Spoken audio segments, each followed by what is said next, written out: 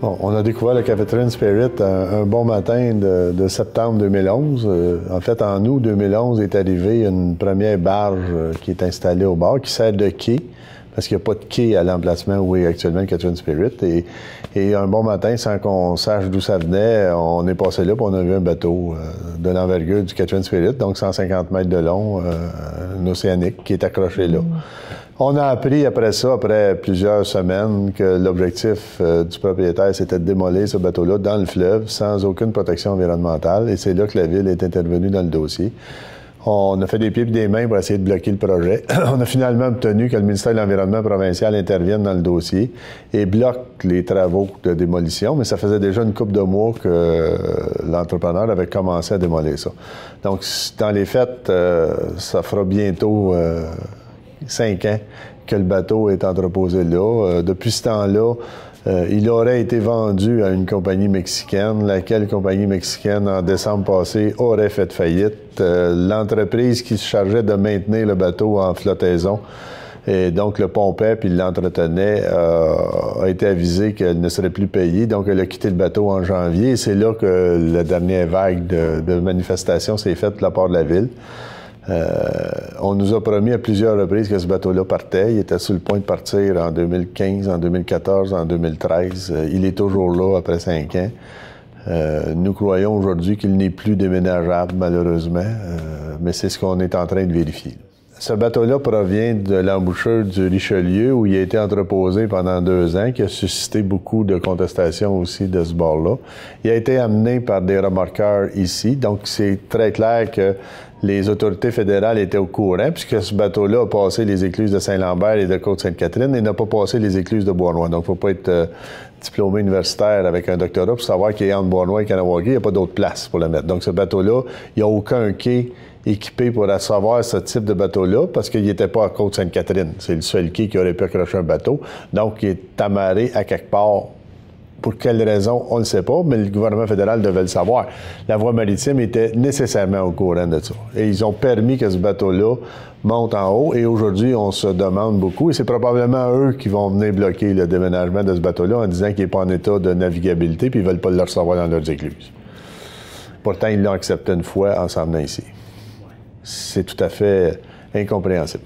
Fait que ça remonte à loin, ça veut dire qu'il y avait 2 ans au Richelieu avant, puis c'est pas un petit bout qui est... Bon, ça fait longtemps qu'il finit ce bateau-là, puis qu'il n'a plus la possibilité de naviguer. Déjà, sur le Richelieu, il n'est pas parti de là par ses propres moyens. Là. Il n'y a plus de permis de flotter, il n'y a plus de permis de navigation. Donc, c'est ça qui est inacceptable. On ne devrait pas au Canada permettre qu'une épave ou un bateau abandonné ou un bateau dû pour la démolition, il devrait être nulle part ailleurs que dans un site de démolition équipé pour faire ça en protégeant l'environnement. Parce que là, comme vous avez dit tantôt, le pompage a arrêté parce que la compagnie n'était plus payée par les Mexicains. Fait que là, dans le fond, est-ce que ça met un petit stress pour le printemps qui arrive? Est-ce qu'on ne sait pas trop, en fait? On ne sait pas. Écoute, actuellement, il est pris dans la glace pour encore quelques jours, parce que c'est sûr que ça achève. Le fleuve ne va pas geler du tout. Sur le bord de l'eau, là, le bateau a été entouré de glace pendant peut-être le dernier mois. Combien de temps ça va durer? Moi, je pense que d'ici la fin de semaine, il n'y en aura plus. Qu'est-ce qui va arriver après ça? Bon, il semblerait, quand tu le regardes actuellement, depuis une semaine, il a commencé à agiter. Avant, il était très droit depuis l'automne passé. Là, il gîte vers le bord de l'eau, vers la berge. Qu'est-ce qui va arriver quand la glace va complètement partir? Là, c'est clair, je pense, qu'il est à côté au fond. Est-ce qu'il va continuer à pencher pour se coucher sur le côté? Qu'il se couche sur le côté, sur le bord de la berge ou sur le bord du fleuve, de toute façon, ça va tout vider ce qu'il y a dedans. Puis tous les résidus par poussière, par rouille, ça va tout se mélanger avec l'eau. Maintenant, peut-être qu'il va rester en dehors parce qu'il va être à côté au fond, on ne peut pas aller plus loin. Mais ça, c'est à condition que le fond soit assez plat pour le garder là, puis que les amarres tiennent, puis que le vent ne l'emporte pas, puis tout ça d'affaire. Bien, le problème, c'est que ça n'a pas sa place, ce bateau-là, à cet endroit-là. Il est en plein dans une zone de protection. Le ministère de l'Environnement a identifié ça comme une zone de protection pour la nidification des oiseaux, puis ils vont autoriser qu'on mette un épave là-dedans. Essaye de comprendre.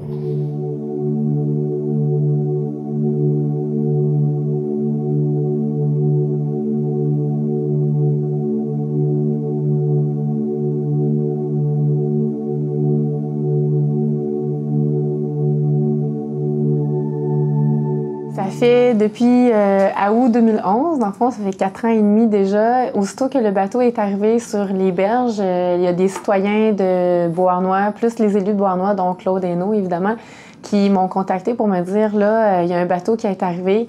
La compagnie Groupe Saint-Pierre essaie de le démanteler. Puis, on n'est pas sûr qu'ils ont des autorisations pour pouvoir faire ça parce qu'eux sont habilités à faire du démantèlement sur terre, mais pas nécessairement dans les eaux. Puis, l'enjeu dans l'eau du lac Saint-Louis, c'est que c'est un réservoir d'eau potable. C'est pour ça que ça inquiète vraiment beaucoup les gens, parce qu'on veut pas qu'il y ait de déversement, de fuite de produits toxiques dans l'eau pour pas que ça contamine l'eau potable de la ville de Beauharnois et de la grande région métropolitaine de Montréal. Depuis ce temps-là, en décembre 2011, j'ai réussi à faire arrêter les travaux parce que j'ai réussi à prouver que ni Environnement Canada, ni au niveau provincial, il y avait eu d'autorisation de donner à la compagnie de Groupe Saint-Pierre pour aller de l'avant dans le démantèlement du bateau dans l'eau. Depuis ce temps-là, le bateau est passé de Groupe Saint-Pierre à une compagnie mexicaine. Puis depuis ce temps-là, quand ça a été le gouvernement conservateur, ça a été très compliqué d'avoir n'importe quelle information que ce soit à travers des questions en chambre, des lettres aux ministres. J'ai envoyé des lettres, j'ai envoyé 14 lettres à différents ministres, que ce soit Environnement Canada, Transport Canada, Pêche et Océan Canada, pour la garde côtière aussi. Puis on essayait d'appeler, j'ai appelé à ces ministères-là aussi pour parler aux fonctionnaires. Très compliqué. Les fonctionnaires n'avaient pas le droit de me donner de réponse. Ils étaient tenus au silence, donc c'était complètement obscur. Malgré que j'ai été la députée, je pouvais pas avoir d'informations. Puis ils se relançaient la base. Là, au départ, ils savaient pas si c'était Environnement Canada, Transport Canada, jusqu'à temps que j'aille voir le ministre d'Environnement Canada qui dit il faut que tu ailles voir Transport Canada. Là, Transport Canada disait, c'est pas notre responsabilité parce qu'il y a un propriétaire. Tant que le bateau, il bouge pas, qu'il n'est pas en train d'entraver la navigation puis qu'il n'est pas en train de polluer, on peut pas rien faire. Fait que dans le fond, je me disais, OK, mais vous attendez quoi? Vous attendez qu'il y ait une catastrophe, vous attendez qu'il y ait une pollution. Puis le bateau, il a pris l'eau 2 fois parce que, avec le gel, le dégel, les bruits de tuyaux et tout ça, il y a eu du vandalisme à travers tout ça. Puis, il y a eu à travers le temps une mobilisation citoyenne. Il y a eu nous, on a organisé ici au bureau une signature de pétition dans les rues. C'était une campagne de pétition. Il y avait plein de bénévoles qui circulaient dans les rues. Puis les gens, ils voulaient tellement que ça passe j'ai réussi à déposer plus de 2000 signatures à la Chambre des communes de pétition. Après ça, il y a eu un changement de gouvernement. Ça n'a pas changé, là. J'ai fait une demande d'accès à l'information. Puis à peu près 98% du document que j'ai reçu était raturé. On voyait rien, c'était tout noir. Je voyais la date des communications et tout ça, fait que j'avais aucune information. C'était vraiment là, 0 puis une barre pour la transparence des conservateurs. Puis ça veut dire, je me disais, qu'est-ce qu'ils ont à cacher? Est-ce que c'est vraiment eux les responsables? J'essaie de voir.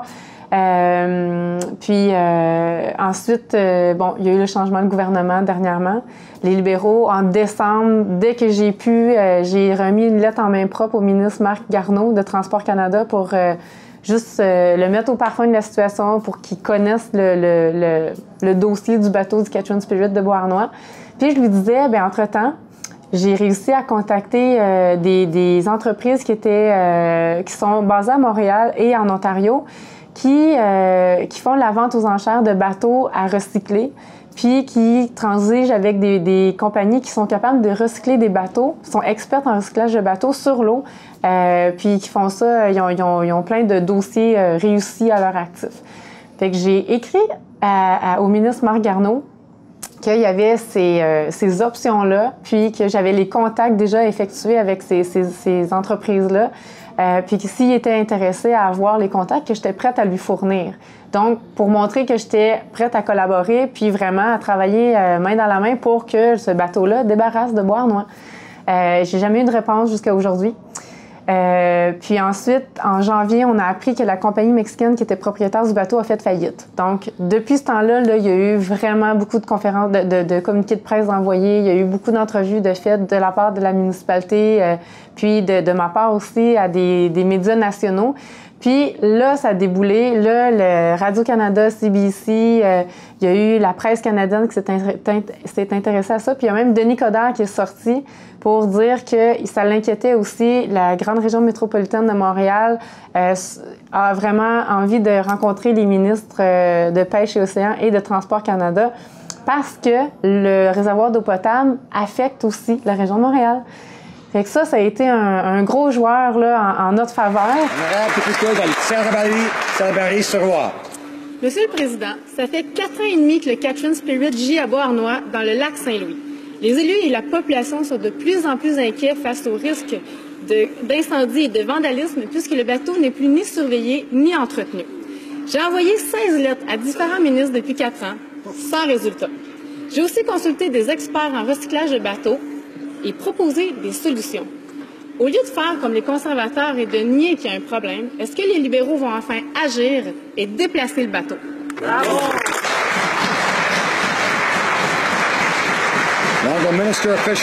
Le ministre des Pêches et des Océans. Merci, Monsieur le Président. Un autre anniversaire, je suis fière aujourd'hui de souligner le 54e anniversaire de la garde côtière. Je profite de l'occasion pour souhaiter bonne fête à tous les employés de la garde côtière. Je tiens à rassurer le député, comme je l'ai fait hier,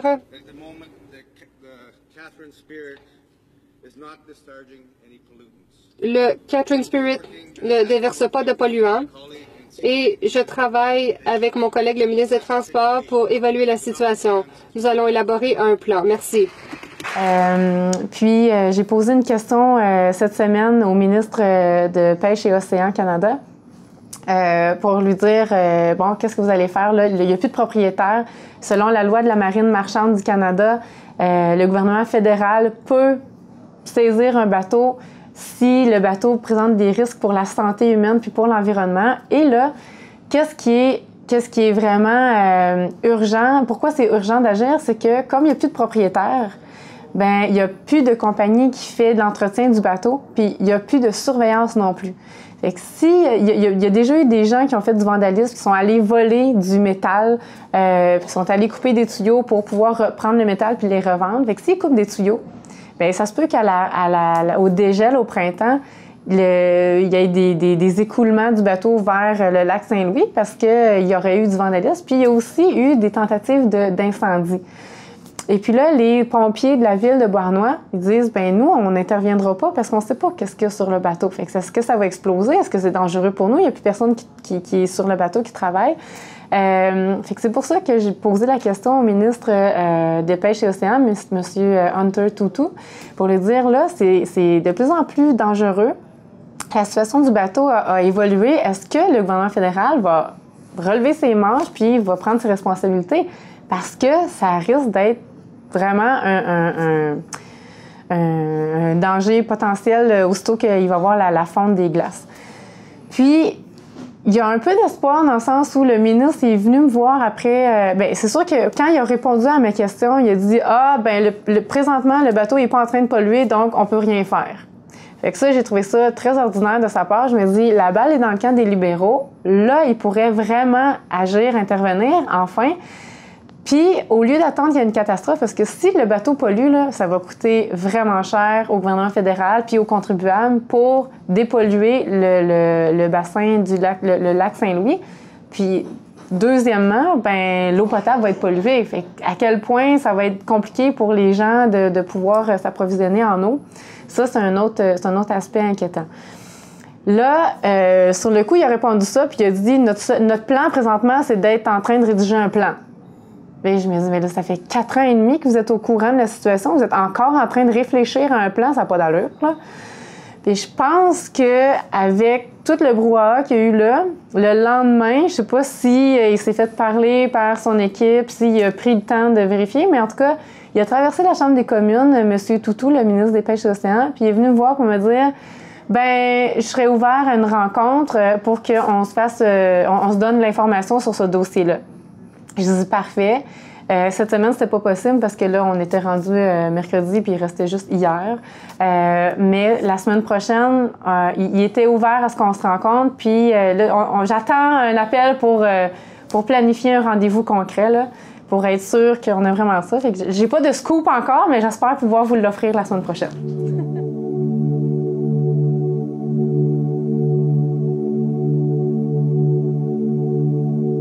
Oui, bien c'est ça que je lui ai proposé. Puis je lui ai dit que nous, mais moi, j'avais rencontré au mois d'octobre une compagnie qui était... puis je suis rentrée en contact à plusieurs reprises. C'est une compagnie qui a déjà évalué le bateau, qui a déjà mis les pieds sur le bateau en 2011 ou en 2012 sur la Catherine Spirit, qu'il connaît bien. Puis c'est une compagnie qui est experte en recyclage de matériaux reliés avec des bateaux. Puis elle serait intéressée à le récupérer, ce bateau-là, pour la revente des matériaux. Fait que ça serait vraiment au gouvernement fédéral de les contacter après. Là, je veux dire, le premier contact est déjà fait. Ils savent que c'est une compagnie qui est réputée pour le recyclage de bateaux. Puis c'est une compagnie qui connaît déjà le Catherine Spirit.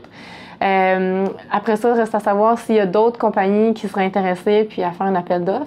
Mais il y a cette option-là, puis c'est cette option-là, cette alternative-là que je veux présenter au ministre Toutou la semaine prochaine pour qu'il puisse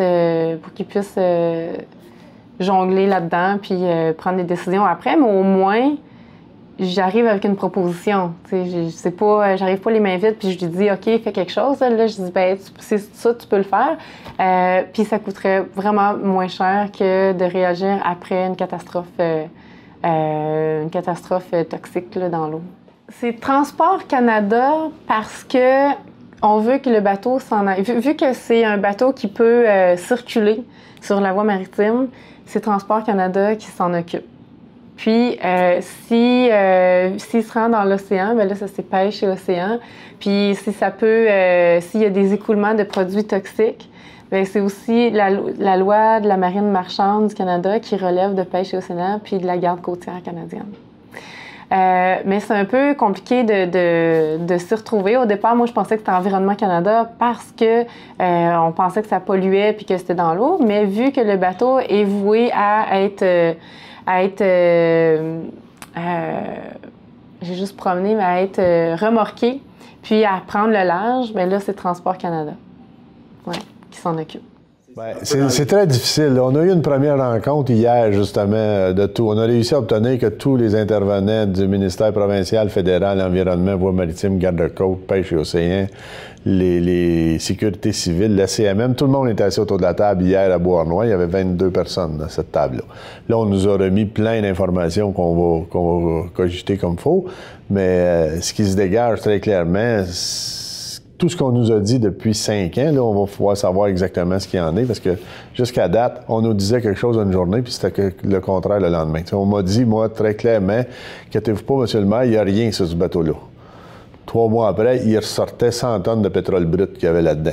Mais 3 mois avant, il n'y avait rien par les autorités gouvernementales. Ça fait que moi, j'attends de voir le rapport détaillé, et actuellement, je peux vous dire que les derniers inspecteurs qui sont venus, ils ne sont même pas montés sur le bateau. Parce que la CSST ne permet pas qu'ils embarquent dessus, c'est trop dangereux. Pourtant, il n'y a rien dedans. Fait que là, je vous laisse deviner. On va voir. Peut-être que là, dans les rapports qu'on a, là, on a un engagement ferme de toutes les parties à arriver à une décision d'ici le mois de juin, ce qu'on va faire pour que ça soit réglé au plus tard en septembre. Espérons. C'est effrayant. Le nombre d'intervenants qu'il y a eu dans ce dossier-là, c'est épouvantable. Là, on sent qu'il y a une écoute depuis l'élection du nouveau gouvernement fédéral. Avant, avec les conservateurs, c'est pas compliqué. Pour eux autres, c'était absolument pas un problème, puis qu'il n'était même pas question qu'ils pensent à intervenir. On nous parlait même pas. Là, depuis le mois de janvier, au moins, tu sais, c'est quand même un événement important. Là, les 22 personnes en autorité, c'est pas juste des ouvreurs de porte, là. Les personnes étaient là, ils ont partagé l'information tout le monde ensemble, autant la sécurité publique que la CMM, que les 2 paliers de gouvernement. Ils se sont entendus sur des étapes à faire pour en arriver à répondre à toutes les questions qu'on a, parce que c'est combien ça coûte démolir un bateau comme ça en protégeant l'environnement, puis quand on saura combien ça coûte, qui va payer? Ça, c'est deux grosses questions. Si on veut le déplacer, parce que c'est l'autre option, est-il toujours déplaçable? Moi, j'ai beau dire que je pense que non, mais c'est pas moi qui est l'expert maritime. Mais là, qu'ils fassent l'analyse exactement de la structure, puis qu'ils nous disent, parce que si c'est déplaçable, la meilleure façon, c'est ça. Il y a des quais en cale sèche à Lévis, pas besoin d'aller revirer en Turquie ou au Mexique, là. On peut s'arrêter là. Si on est capable de l'amener là de façon sécuritaire, qu'on l'amène là, qu'on le sorte de l'eau, qu'on le démolisse, puis tout le monde va être tranquille. Si on ne peut pas faire ça, bien là, comment on fait pour démolir un bateau en mettant une protection environnementale, puis combien ça va coûter, puis qui va payer? C'est pas à ville. C'est sûr. Mais de toute façon, là, c'est ça, ce qui est un peu compliqué, c'est que c'est la voie maritime dans un C'est la voie maritime, c'est pêche océan, c'est les gardes-côtes, c'est Environnement Canada, c'est Environnement Québec. Je pense que c'est à peu près tout, là, comme autorité officielle. La sécurité publique, après ça, qui embarque. Moi, je voulais peut-être dire, c'est parce que le Catherine Spirit, c'est l'élément qui est le plus visible. Mais c'est pas juste le Catherine Spirit. Déjà, il y a 3 ans ou 4 ans maintenant, il y a 4 ans maintenant, on a sorti ce terrain-là du secteur industriel. Avant, le secteur industriel à Beauharnois, c'était de l'autoroute au fleuve, du canal à aller à Rivière-Saint-Louis. C'était tout le secteur industriel. Nous, on a exclu ça, tout ce qui est au nord de la 132, donc ce qui est au bord de l'eau actuellement. Pour nous, ça ne fait plus partie du parc industriel de Beauharnois. On a fait les modifications. Ça a pris des mois avec les consultations des ministères, de tous les ministères, de la CMM, de la MRC. On a retiré ce secteur-là. Maintenant, c'est une zone récréative. Pour nous, l'objectif, à moyen terme, c'est de sortir le Catherine Spirit, le dépotoir qui est à côté, toutes les installations de développement Saint-Pierre qui sont là, à notre avis, n'ont pas leur place là. Il faut que ça soit enlevé. C'est le fleuve Saint-Laurent, c'est la plus grande richesse du Québec. C'est juste dans la sortie de la centrale de Beauharnois, donc il y a un courant important qui a lieu là. Pour nous, ça devrait être un parc avec une plage puis un centre d'interprétation et plus de dépotoir, plus de tas de roches, plus de scrap. Là, c'est pas sa place. On met pas nos vidanges sur le bord de la porte d'en avant, on met nos vidanges en arrière de la maison. On en a d'autres places pour aller mettre ça, mais le propriétaire actuel voulait rien entendre jusqu'à maintenant parce qu'il voulait un quai pour venir démolir des bateaux sur le bord de l'eau. Ce qu'on ne permettra jamais, puis si les gouvernements le permettent, la population ne le permettra pas. Puis si on n'en vient pas à une solution, on amènera 10 000 personnes devant jusqu'à temps qu'il se passe quelque chose. Il va partir, ce bateau-là, de là, c'est inacceptable. C'est sûr qu'il faut être conscient aussi, ils ont vidé une grosse partie de ce qu'il y avait dedans. Ils sont venus avec des tankers, ils ont vidé le mazout lourd qu'il y avait dans ça, qui fait avancer le moteur de bateau, là. C'est comme une lasse. Ça, ils ont vidé ça, ils en ont, je sais pas, transféré combien de dizaines de tonnes, ça a été envoyé à Québec. Par contre, ça, c'est de la melasse. Hein? Si tu mets 100 tonnes de melasse dans un réservoir, tu as beau enlever la melasse, à un moment donné, tu vas arriver au fond du réservoir, il va y avoir des motons, des tas de rouille, ils n'ont pas ramassé ça. Là. Ça, c'est resté là. Donc, quelle quantité reste exactement dans le fond de ces réservoirs-là? Qu'est-ce qui reste dans les tuyaux tout autour de ça? Bon, il y a toutes sortes d'affaires dans des bateaux, j'imagine, pour éviter que ça gèle quand tu te promènes en hiver. Puis bon, tout ça, c'est sûr qu'ils n'ont pas vidé ça. Là. Ce qu'ils ont fait actuellement, là, ils ont arraché des affaires qui étaient le plus facilement arrachables de dedans. Donc, ils ont même été trop loin à ce que j'en sais. Ils ont démoli des bouts de structure qui fragilisent la structure d'ensemble du bateau. Puis s'ils ont coupé de la tuyauterie, comment ils ont fait pour ramasser ce qu'il y avait dans cette tuyauterie-là, j'en ai aucune idée. À un moment donné, il y a eu, je sais pas combien de milliers de litres d'eau contaminée qu'on a accepté de recevoir à l'usine d'épuration de la ville avec l'accord du ministère de l'Environnement. On a traité ces eaux-là pour les renvoyer au fleuve après, et ce qui a permis la première fois de vider le bateau puis de le remettre à flot. Depuis ce temps-là, ils ont mis des installations temporaires de traitement d'eau sur le bord qui étaient gérées par la firme qui a quitté le bateau en janvier. Donc, eux autres ont continué à filtrer de l'eau occasionnellement, mais en très petite quantité. Puis aujourd'hui, ils ne le font plus. Toutes leurs installations sont parties de là. Puis eux autres n'étaient pas payés. Ils devaient déjà au-dessus de 50 000. Ça fait qu'il n'est pas question qu'ils reviennent. Quel est l'état exactement? Combien ils vont s'en ramasser demain matin? Maintenant, il faut être conscient d'une chose. Tout ce qui tombe en pluie, en neige, de toutes sortes, rentre sur le bateau, puis toute l'eau s'en va dans le fond des cales. Ce bateau-là, il prend l'eau, ils l'ont soudé 3-4 fois, puis il recale tout le temps. Donc, il y a de l'eau qui rentre par le fleuve, il y a de l'eau qui rentre par en haut, puis par en bas. Donc, il se ramasse de l'eau dedans jusqu'à temps que ça atteigne un niveau égal. Quelle quantité qu'il y a exactement, je ne le sais pas, mais il y a quelqu'un qui va devoir aller voir puis le déterminer, puis faire en sorte que quand on va le démolir, tout ça ne se répandra pas dans le fleuve, parce que là, c'est une autre affaire. T'sais, ça prend pas l'équivalent de l'Exxon Valdez pour saccager un bord de l'eau. Là. Quand tu es en plein d'une réserve de protection des oiseaux, là, 50 gallons ou 500 litres ou 1000 litres de produits contaminés, c'est déjà énorme, là.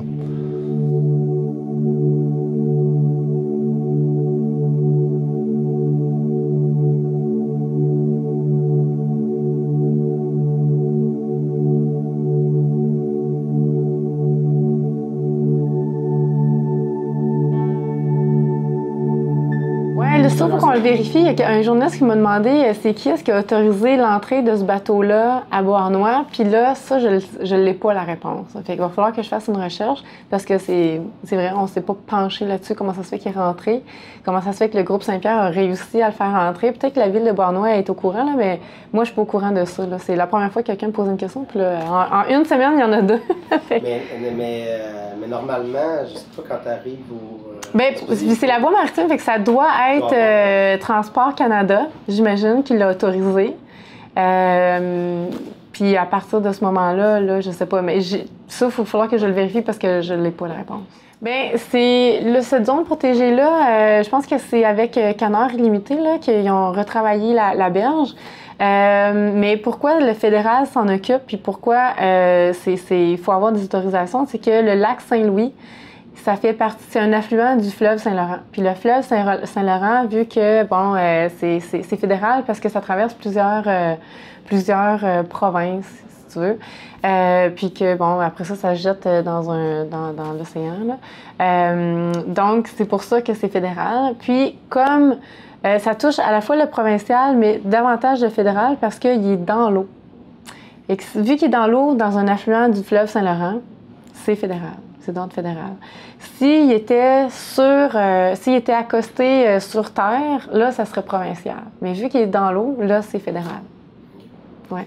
C'est supposé, eux, ils vérifient, puis ils raturent selon qu'est-ce qu'ils pensent qui est confidentiel et tout ça.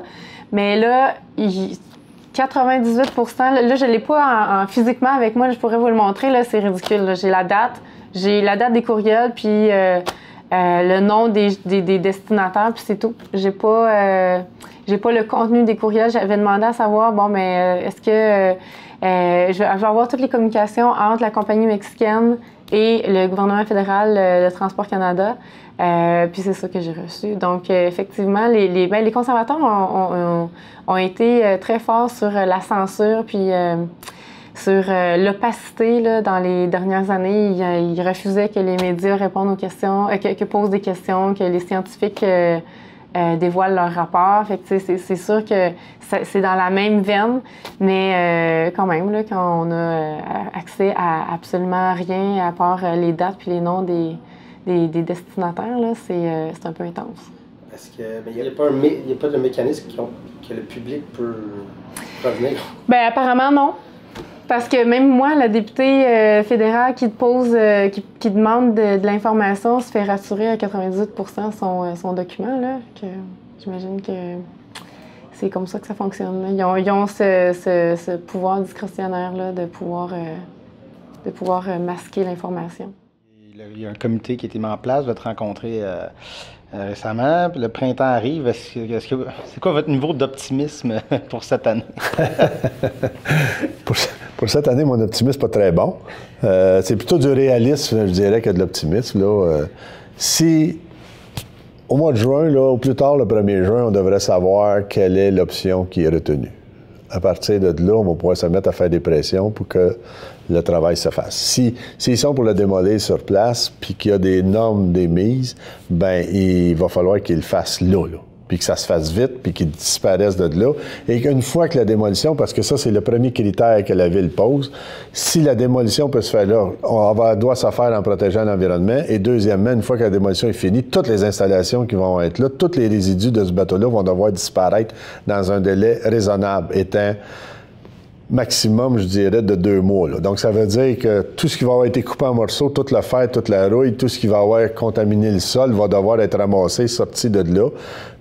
Les installations de quais temporaires qui sont là vont devoir disparaître en même temps que le bateau. Sans ça, on n'accepte pas. Puis une fois que tout ça est fait, il va falloir que tout ça disparaisse et que plus jamais il y ait un bateau qui vienne s'accrocher là. Puis si le propriétaire continue à rester là parce qu'il y a un droit acquis, malheureusement, on ne peut pas aller s'ingérer là-dedans, Nous, on essaie de trouver des solutions. Depuis la première fois, depuis 4 ans, j'ai eu une rencontre la semaine dernière avec le propriétaire Développement Saint-Pierre qui manifeste une ouverture à jaser. C'est déjà un gros point par rapport à ce que c'était depuis le début. Nous, on a des alternatives à lui proposer. Si on peut trouver une solution, l'envoyer dans l'arrière-cour, là, il devrait être, puis vider le terrain, bien, ça serait bon. Sinon, bien, il va devoir s'engager à ne plus jamais amener de bateau accroché là.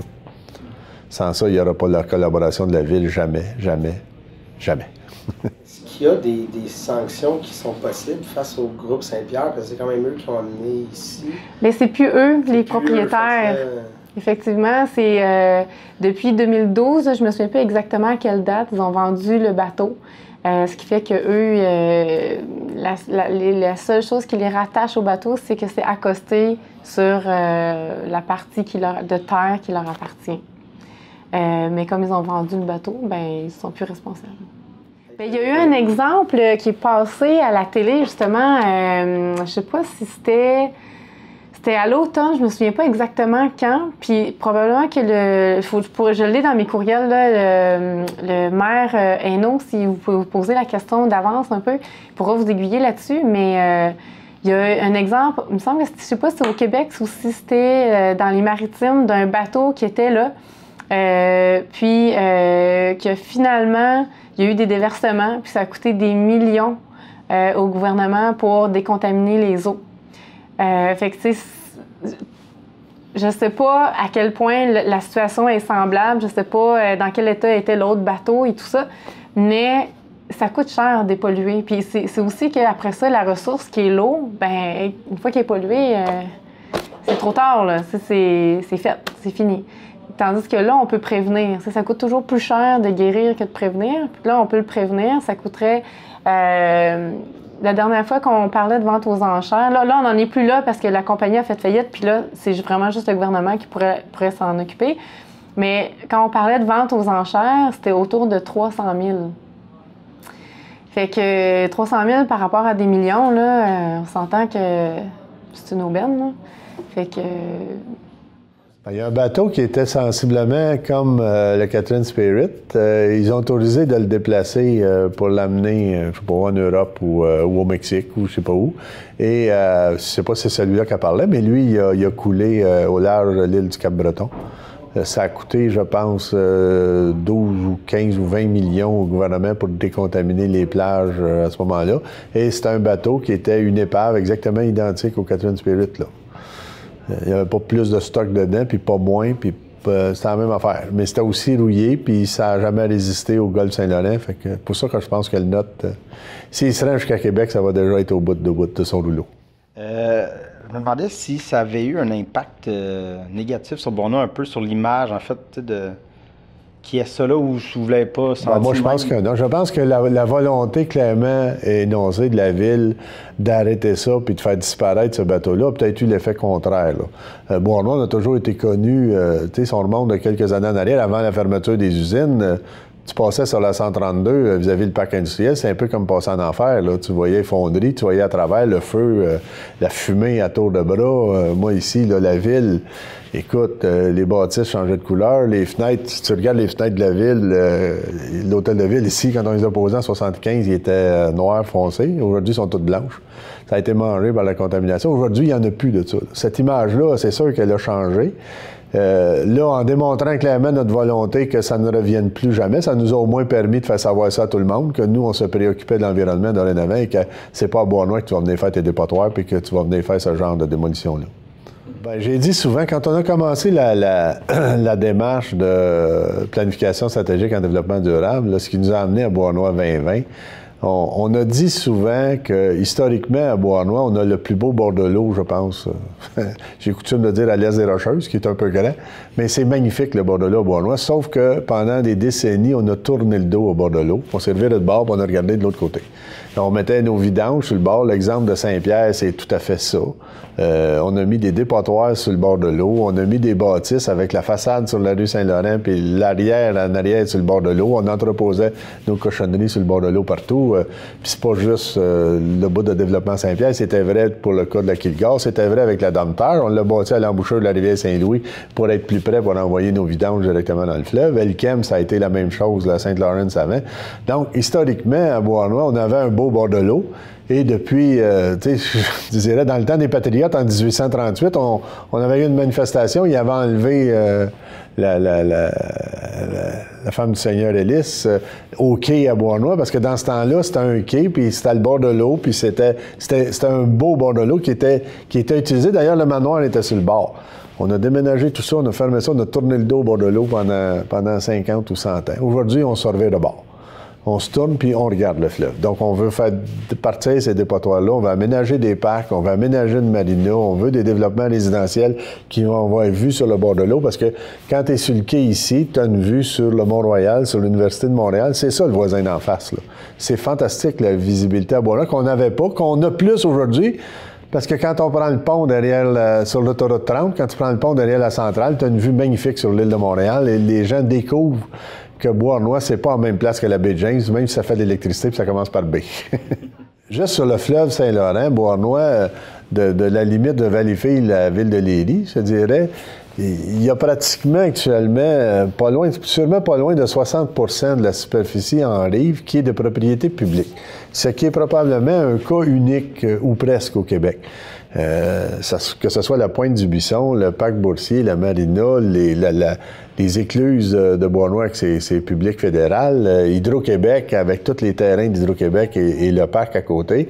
La Pointe Thibodeau qui est déjà protégée, on retombe au Parc de la Nature de Beauharnois, des Riverains, on retombe au Parc Sauvé, on retombe au Parc de la Nature du côté de Maple-Grove, avec toutes les îles de la Paix après ça.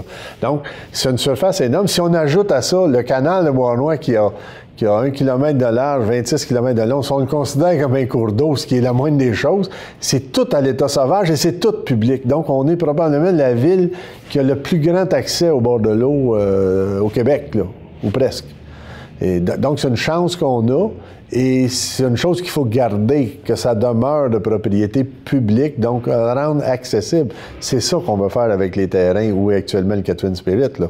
Prolonger le parc d'Hydro-Québec avec le drapeau du Québec qui est là, de prolonger ça jusqu'à Beauharnois, ça serait magnifique, là. Puis est-ce que c'est un défi, justement, de revoir un peu tout ça, puis de se dire comment qu'on peut donner un accès? C'est sûr que c'est un défi. D'abord, c'est un défi parce que tu te butes à des terrains comme celui-là, qui sont propriétés privées avec des droits acquis. C'est pas évident à déplacer ces installations-là, mais il n'y a rien d'impossible dans la vie. Il faut juste s'attabler, se mettre autour de la table et comprendre que la compagnie, elle a des intérêts, puis c'est correct. Il y a des entreprises qui font affaire avec eux autres aussi. Tu sais, le développement Saint-Pierre, il sert à quelque chose. Quand on parle de démolition, si on regarde l'échangeur Turcot puis le pont Champlain, actuellement, on a besoin des films comme ça. Par contre, on a le droit à notre environnement aussi. Puis il y a des places, là où était la Chromasco, derrière le Bois-Robert, en arrière, dans le parc industriel. C'est un bien meilleur site que le bord de l'eau, là. Et c'est plus proche de l'autoroute, donc c'est plus facile d'accès. Ça a toutes les qualités qu'il faut. Faut juste convaincre un peu tout le monde, là, l'environnement qui est mêlé dedans, l'actuel propriétaire de ces terrains-là, qui les a repris avec l'obligation de décontaminer, Saint-Pierre qui est là au bord, puis la ville, puis un peu tout le monde. C'est pas impossible, c'est juste qu'il y a des gros défis. Puis il y a de l'autre défi d'un côté, quand c'est déjà nous autres, c'est aussi de prévoir les fonds pour aménager ça. Là, on a un projet de promenade en rive sur le long du parc Boursier dans le secteur Est. On veut faire revivre beaucoup, renipper un peu tout le parc de la Pointe du Buisson en le rendant accessible plus au public. Les îles de la Paix, il y a eu beaucoup d'efforts de fait pour protéger l'érosion des îles. Là, on a une école de kayak qu'on va aménager là à l'entrée des îles de la Paix pour amener le public à pouvoir y aller, puis c'est un site absolument magnifique. Si on monte sur la rivière Saint-Louis, on a déjà reboisé. On a planté 2500 arbres il y a 3 ans en prévision de l'aménagement du parc industriel pour assurer le poumon, pour respirer entre la ville et le secteur industriel. Donc ça c'est déjà garanti qu'entre l'autoroute puis le fleuve, la rivière Saint-Louis, c'est boisé tout le long et ça va demeurer protégé. On veut faire du Bois-Robert un parc pas juste une zone récréative, mais un parc récréatif complètement, aucune autre utilisation, en faire une espèce de parc national, mais à l'échelle locale, là. Donc, ça, c'est faisable. Déjà, sur le canal, écoute, avec le parc régional, la MRC, on a probablement la plus belle piste cyclable, une des plus belles pistes cyclables au Québec. C'est 52 km de long à vélo sur le bord du fleuve avec aucune construction d'aucune sorte. Ça aussi, c'est garanti d'être protégé pour tout le temps. Donc, il y a beaucoup de possibilités, mais il faut continuer à aménager ces espaces-là. Il faut mettre les fonds dedans. Il faut essayer de sortir les affaires qui sont incompatibles avec un parc, comme c'est le cas de Développement Saint-Pierre. Dernièrement, la ville de Beauharnois a pris position sur l'utilisation de l'eau des Grands Lacs.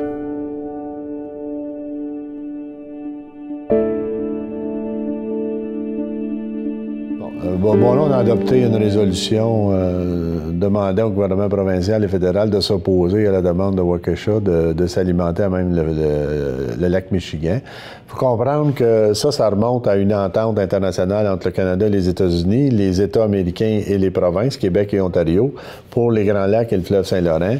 Entente qui fait que ne peuvent s'approvisionner en eau potable à même le bassin des Grands Lacs ou du Saint-Laurent que les villes qui font partie du bassin versant des Grands Lacs ou du Saint-Laurent.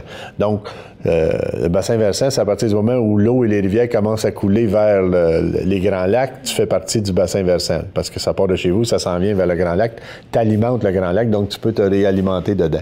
La ville de Waukesha est comme située exactement sur la ligne, là, un peu en dehors de ce bassin-là. Par contre, son territoire, il couvre l'intérieur du bassin, mais la ville de Waukesha, à ce que j'en sais maintenant, alimente d'autres villes. Elle sert d'approvisionnement en eau pour d'autres villes qui, eux autres, sont carrément à l'extérieur du bassin. Et elle se prévaut de l'entente qui dit que quand tu touches à l'intérieur du bassin, tu peux utiliser l'eau du lac. Mais dans le fond, ce qu'on craint, c'est qu'elle tire l'eau des Grands Lacs pour approvisionner tout le réseau autour. Et c'est pas la première fois que ce dossier-là tombe sur la table. Et l'entente avait été signée quand il y avait eu des premiers projets de creuser un canal pour amener l'eau des Grands Lacs. À un moment donné, c'était même l'eau de la baie James qui, d'un par l'autre, passait puis se rendait jusqu'en Californie puis au Texas, là. C'est sûr que les Grands Lacs constituent peut-être la plus grande réserve, pas peut-être, mais constituent la plus grande réserve d'eau potable au monde. Il faut la protéger, cette réserve-là. Si on s'en sert pour alimenter les déserts tout partout, bien, on va vider les Grands Lacs, puis après ça, cette eau potable-là, tu ne la retrouveras plus, là. Donc, c'est pour ça que Beauharnois, on fait partie de l'Alliance des villes des Grands Lacs et du Saint-Laurent, au même titre que Valleyfield, Châteauguay, Montréal, Québec, puis des villes sur le long des Grands Lacs. Et l'Alliance des Grands Lacs a clairement pris position demandant au gouvernement de s'opposer à la demande de Waukesha, parce que si on commence là, on ne finira plus tant qu'on n'aura pas vidé les Grands Lacs. Et pour nous, bien, les Grands Lacs, c'est la source d'approvisionnement du fleuve Saint-Laurent. Si on vide les Grands Lacs, on vide le fleuve. Si on vide le fleuve, plus tu vas faire baisser l'eau dans le fleuve, plus la marée va remonter haut, plus l'eau salée va rentrer, tu viens de chambarder complètement l'environnement. Puis savez-vous si du côté américain, sont plus enclins à dire oui? À date, ce que c'est l'Alliance a clairement, l'Alliance des Grands Lacs et du Saint-Laurent a pris position très clairement à l'encontre de la demande. Ça inclut toutes les villes américaines. Tout le monde s'oppose à ça, sans quoi on rouvre la valve et les Grands Lacs, ça demeure un réseau, même si c'est extrêmement volumineux en termes d'eau potable, ça demeure un réseau sensible. Et si tu vides un Grand Lac, tu ne pourras plus le remplir, là. Il n'y aurait plus jamais assez d'eau potable pour remplir ça, là. C'est arrivé du temps des glaciers, mais on ne remontera pas là.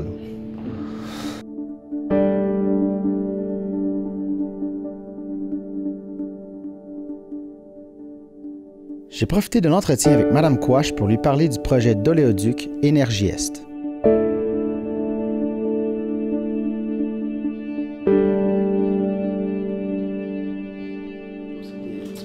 Oui. Qui veut passer, dans le fond, il passerait sur notre territoire. Je sais pas toi si bien, ça serait moi ça serait pas exactement dans mon comté, ça passerait par Pointe-Fortune puis Rigaud, qui est juste à côté dans le fond du comté, mais c'est que c'est la MRC de Vaudreuil-Dorion. Puis moi, je partage, dans le fond, 10 municipalités avec cette MRC-là. Puis ce que les élus de la MRC de Vaudreuil-Dorion disent, c'est que Ça fait plusieurs fois qu'ils demandent de l'information un petit peu plus pointue sur les mesures d'urgence à TransCanada par rapport à ce pipeline-là. Puis ils réussissent pas à obtenir de l'information, ils réussissent pas à aller rencontrer les dirigeants de TransCanada pour obtenir des réponses à leurs questions. À chaque fois, ils se font dire « Ah, ben vous allez voir, ça s'en vient, il y a un rapport qui s'en vient », puis il n'y a pas de rapport qui a été déposé. Et cette semaine, il y a eu un rapport du commissaire de l'Environnement qui disait que, justement, à l'Office national de l'énergie, les plans de mesures d'urgence étaient complètement dépassés, que les citoyens étaient tenus dans l'obscurité, il n'y avait pas assez d'informations par rapport à ça qui était offerte à la population, que les mesures les conditions de conformité il n'y a pas de suivi qui sont effectués par l'Office national de l'énergie.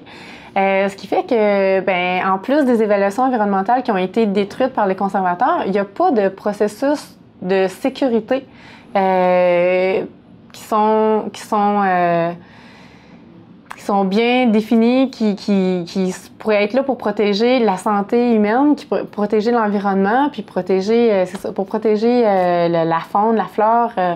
Fait que la population a raison d'être inquiète parce que tout ça, c'est un minimum, puis le minimum est pas observé, est pas respecté. Le minimum de conditions, de critères d'évaluation, de critères de suivi, de surveillance de l'application des conditions, dans le fond. Fait que là, ça donne encore plus raison à la population d'être inquiète, aux élus de poser plus de questions encore, puis d'exiger des réponses.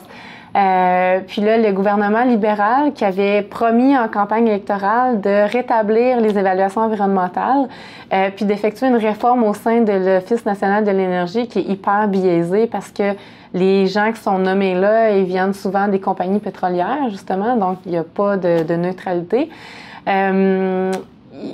Ils se sont rétractés. Moi j'ai posé moi-même la question en décembre, puis mes collègues du NPD ont posé la question cette semaine, à savoir si les évaluations environnementales, d'ailleurs qui n'ont pas encore été rétablies par les libéraux, est-ce que ces évaluations-là seraient imposées aux projets en cours comme TransCanada?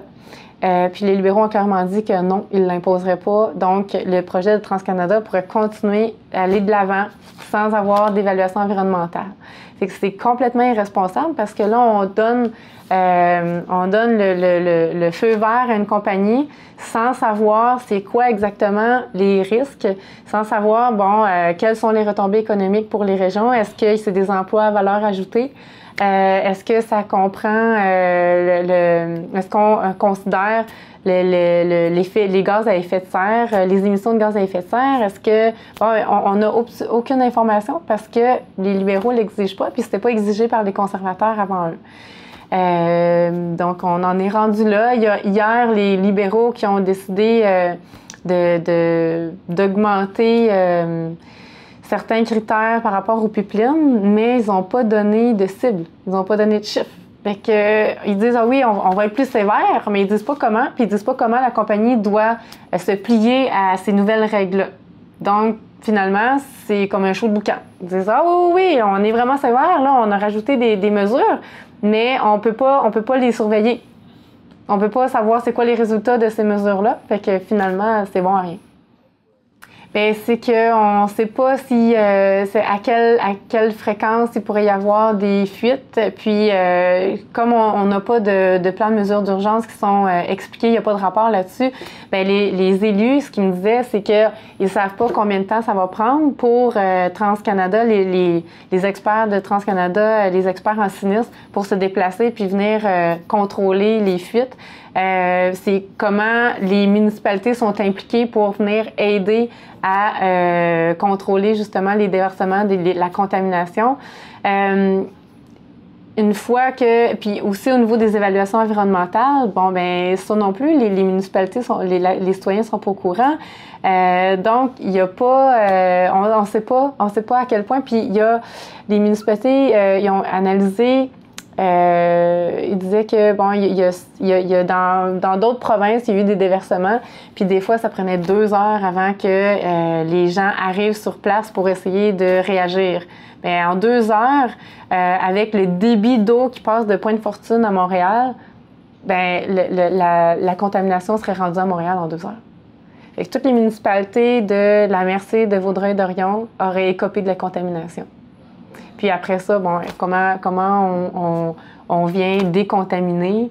C'est un pétrole un peu plus lourd aussi que le pétrole auquel on est habitué parce que ça viendrait des sables bitumineux. Fait que c'est tout ça qui pose des questions là, quand ça arrive dans nos eaux.